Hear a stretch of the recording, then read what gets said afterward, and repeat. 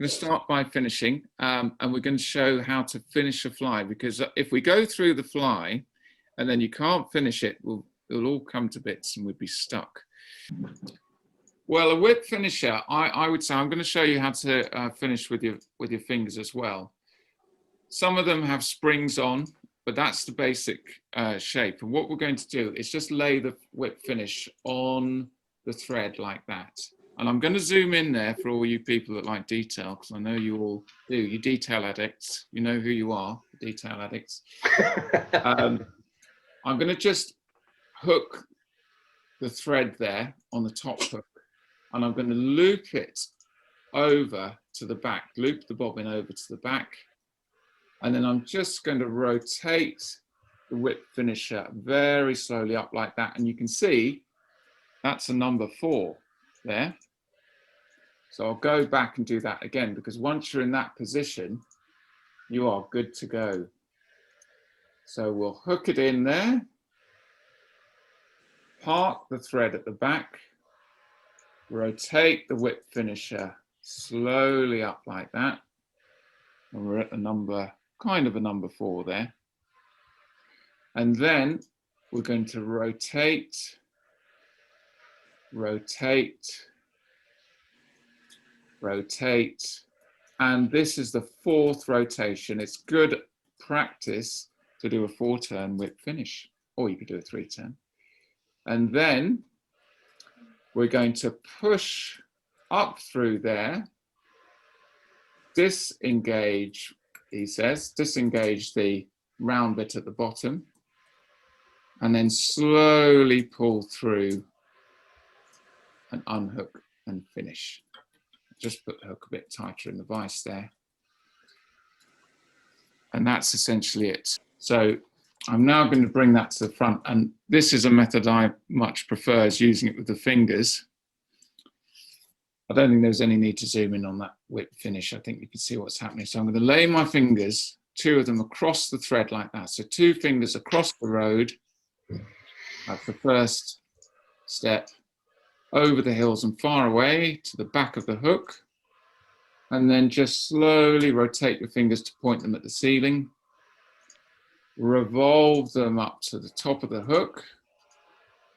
Just drop the middle finger down slightly, and you can see that figure 4 again. You can see, if you could see behind my fingers, there'd be a figure 4, and I'm going to push the index finger forward. All right, yeah. Rotate them. Yeah, yeah. Push the index finger forward and just rotate them and put them back to the original starting position. 2 fingers across the road, up to the ceiling. Drop the middle index finger down and just push the thread over. Rotate back to the starting position, lift them up, and then I'll just speed up so you know what it looks like. Rotate, rotate. Now I'm going to put my finger in there, my index finger on the left hand, and you could put your scissors or a bodkin in there, and it's important to keep the thread tension on there so it doesn't twist up, otherwise it'll stop start, and just draw it up slowly, and then that completes the whip finish. Very nicely demonstrated, Will. Very, very good. Again, fingers over, up to the top, lift them up, number 4, push over, push over, push over, and the 4th. Very, very neat. Very neat. Yeah, very good. Very good, Will. Well done, Will. Will, can you just do a couple of half hitches now? If you have a couple of half hitches. Now then, this tool, you'll notice, has got, I've got a spike at the end of it, but a lot of them, they just have a little hole at the end like that. Or Mark's got a piece of tubing, and I'll show you how to do this with the scissors as well. So we've got the hole in the end of the, this is a bodkin tool that I've made myself there. And we're just going to wrap the thread around it, forming a loop. Very, very loose. There's hardly any tension on this. I'm going to push it over the eye and just slip the thread over it. Now that's gone to the back of that lump of thread there. It's not necessarily what you want. I'm going to zoom in on this in a second. Just do that again, loop it over and pull it tight. I'm going to zoom in for you chaps, so bear with me. That's better, isn't it, for you detail? That's superb. Loop the thread over, bring it to the front of the vise, it's the wobbly hands, and just gently. And that's a half hitch, so 3 of those, which I've just done, is the equivalent to a whip finish. I'm going to loop that over, draw it up.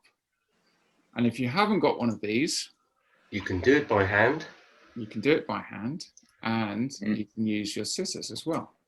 We'll make a loop over these scissors, and there's the loop. You can all see it. We'll put it over the eye of the hook and rest your scissors on the eye and pull the thread tight. And as you pull the thread tight, slip the scissors back, and that will go right. Whoops, I missed the eye of the hook there.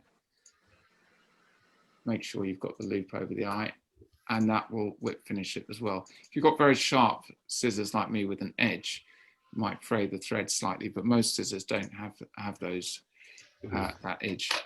Let me see if I could do it with my finger. Just put it on with the finger.